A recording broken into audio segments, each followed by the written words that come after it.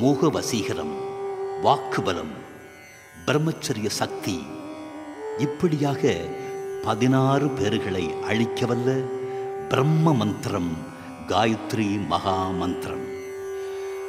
பகவத்கீதையில் ஸ்ரீ கிருஷ்ண பரமாத்மா மந்திரங்களில் நான் காயத்ரியாக இருக்கிறேன் என்று சாஸ்வத வாக்களித்த சத்திய மந்திரம் காயத்ரி நித்திய மந்திரம், தேவாதி தேவர்களின் மகா மூல மந்திரம், காலகாலம் கடந்த ஞான மந்திரம், காயத்ரி சர்வ சாட்சியான வேத மந்திரம். காலையில் பிரம்ம ரூபமாகவும் பகல் பொழுதில் விஷ்ணு ரூபமாகவும் மாலை சந்தியா காலத்தில் சிவஸ்வரூபமாகவும் திகழும் மகாமயி காயத்ரி தேவியை பிரணவ மந்திர ஒலி பொருந்திய சப்த ஞானத்தால் பாராயணம் செய்தால் ஆத்மபலம் வழங்கும் ஞான ரூபம் காயத்ரி மந்திரம். 10 கரங்களோடு 5 முகம் கொண்ட காயத்ரி தேவியின் முதல் முகம். இரண்டாம் முகம் பூர்புவத்சுவஹ. மூன்றாம் முகம் தத்சவிதுர்வரேண்யம். நான்காம் முகம் भर्गो देवस्य धीमहि ஐந்தாம் முகம் धियो यो न प्रचोदयात्. சத் சித் ஆனந்தமாய் விளங்கும் ஜீவ சிம்மாசன செங்கமல பீடத்தின் மந்திரம் காயத்ரி எனும் மகா மந்திரமாகும். கனவு நிலை, விழிப்பு நிலை, உறக்க நிலை என்ற இந்த 3 நிலைகளிலும் நம்முடைய அறிவினை தூண்டும் ஞான சுடரை நினைப்போமாக என்ற காயத்ரி மந்திரத்தின் உட்பொருளை உணர்ந்து பாராயணம் செய்து பரபிரம்மஸ்வரூபத்தை அடைவோமாக.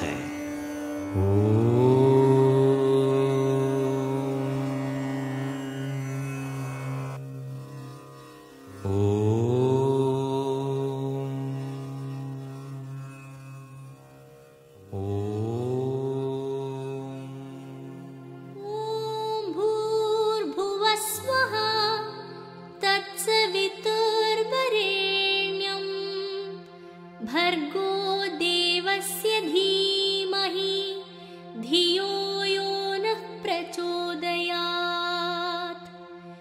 ॐ भूर्भुवः स्वः तत्सवितुर्वरेण्यं भर्गो देवस्य धीमहि धियो यो नः प्रचोदयात्.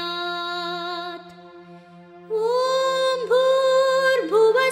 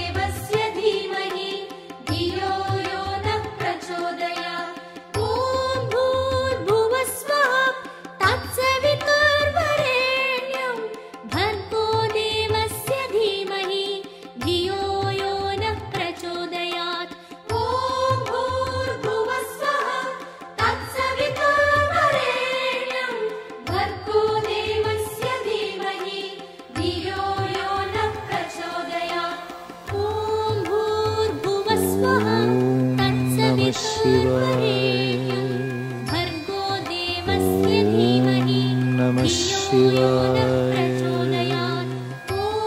ॐ नमः शिवाय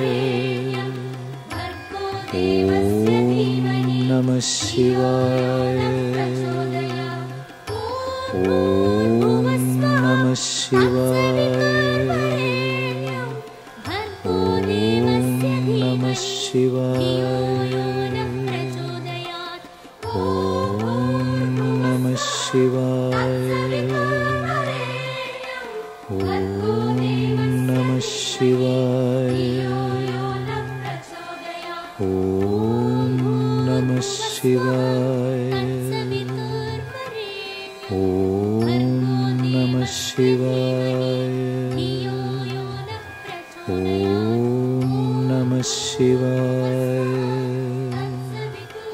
ॐ नमः शिवाय ॐ नमः शिवाय ॐ नमः शिवाय ॐ नमः शिवाय ॐ नमः शिवाय ॐ नमः शिवाय ॐ नमः शिवाय ॐ नमः शिवाय ॐ नमः शिवाय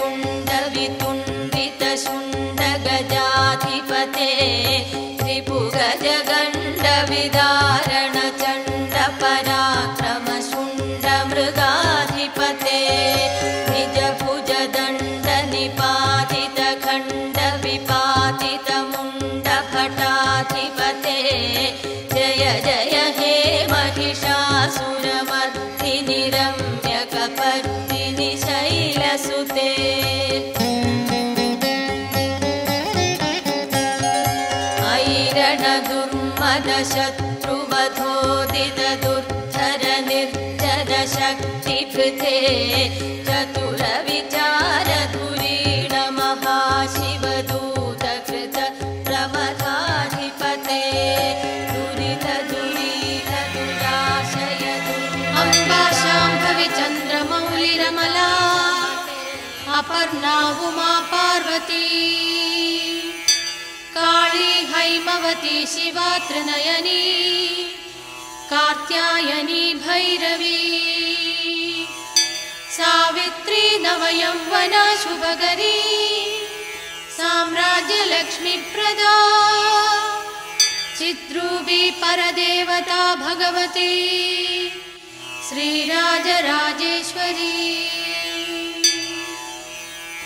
अम्बा मोहिनी देवता त्रिभुवनी आनन्दसन्दायिनी वाणी पल्लवपाणि वेणुमुरळी गानप्रिया लोलिनी कल्याणी उडुराजबिम्बवदना धूम्राक्षसंहारिणी चिद्रूपी परदेवता भगवती श्रीराजराजेश्वरी अम्बा नूपुररत्नकङ्गणधरी केयूरहारावळी जाति चम्पकवैजयन्ति लहरी क्रैवेयकैरञ्जिता वीणा वेणुविनोदमण्डितकरा वीरासने संस्थिता चिद्रूपी परदेवता भगवती श्रीराजराजेश्वरी अम्बा रौद्रिणी भद्रकाळि बगुळा ज्वालामुखी वैष्णवी ब्रह्माणी त्रिपुरान्तकी सुरनुता देदीप्यमानोज्ज्वला चामुण्डाश्रितरक्षपोषजननी दाक्षायणी वल्लवी चिद्रूपी परदेवता भगवती श्रीराजराजेश्वरी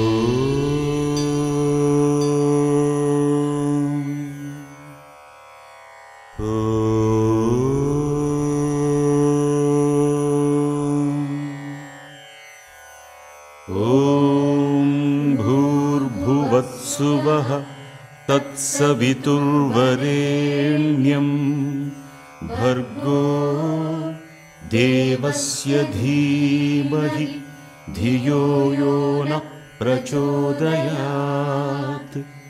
ॐ भूर्भुवत्सुवः तत्सवितुर्वरेण्यं भर्गो देवस्य धीमहि धियो यो न प्रचोदयात्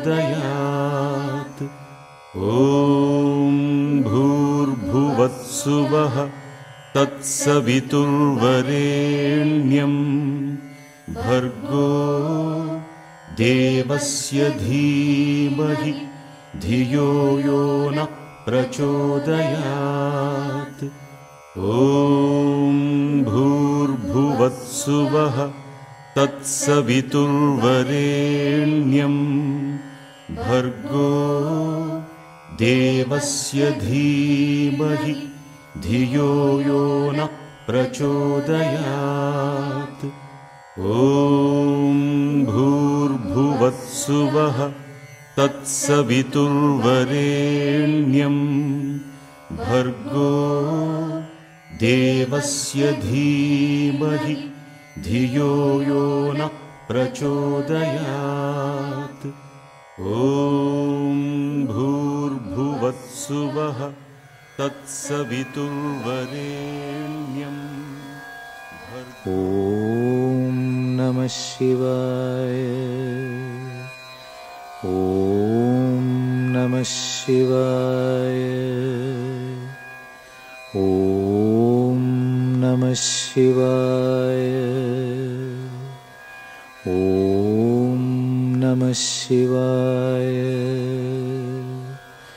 ॐ नमः शिवाय ॐ नमः शिवाय ॐ नमः शिवाय ॐ Shivaya. Om Namah Shivaya.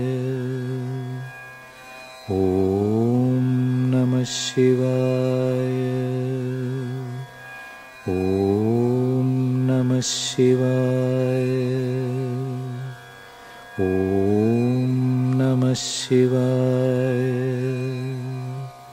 Om Namah Shivaya. Om Namah Shivaya. Om Namah Shivaya. Om Namah Shivaya. Om Namah Shivaya. Om Namah Shivaya. Om Namah Shivaya. Om Namah Shivaya. Om Namah Shivaya. Om Namah Shivaya. Om Namah Shivaya. Om Namah Shivaya.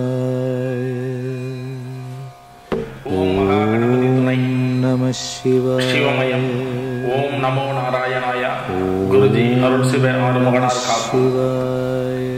இப்போ திரு ஆர்மின் அவர்களுடைய Namah Shivaya. முதல் காண்டம்னு சொல்லக்கூடிய எதிர்கால பொதுப்பலன் காண்டத்தினுடைய விவரங்களை படிக்கிறேங்க. படிக்கக்கூடிய அன்று தேதி 22/6/2014. Namah Shivaya. அகத்திய மகரிஷி சிவபெருமானை வணங்கி உங்களுடைய எதிர்கால பொதுப்பலனை சொல்ல ஆரம்பிக்கிறார். Sage Agastya prays to Lord Shiva and starts with the prediction of this chapter. அப்படி உங்களுடைய எதிர்கால அந்த பொதுவான பலனை சொல்ல ஆரம்பிக்கும் போது அகத்தியர் என்ன சொல்லிட்டு ஆரம்பிக்கிறாருன்னா, இதற்கு மேல் வரக்கூடிய காலங்களில் நீங்க எந்த குறை இல்லாமல் நல்லா வாழ்வதற்காகவே இதை நான் சொல்றேன் அப்படின்னு ஆரம்பிக்கிறார். ஆரம்பத்திலே மகரிஷி இவ்வளவு நல்ல ஒரு வாக்கு சொல்லிட்டு ஆரம்பிக்கிறதுனால இதுவரையிலும் இருந்து வந்த காலங்களை விட இதற்கு மேல் வரக்கூடிய காலம் உங்களுக்கு ரொம்ப நல்லா இருக்கும் அப்படிங்கிறது இந்த பொது பலன் தொடக்கத்திலே தெரியுது. So Sage Agastya says, in the past you don't have much progress in what you do. There was a lot of obstacles and your talent is not recognized, but in the future all your ideas can be fulfilled and you can have much better progress and also a good family life. For that he gives you this prediction. Since he has already given this prediction in the beginning, it shows that your future will be much better than your past of this life. Yeah.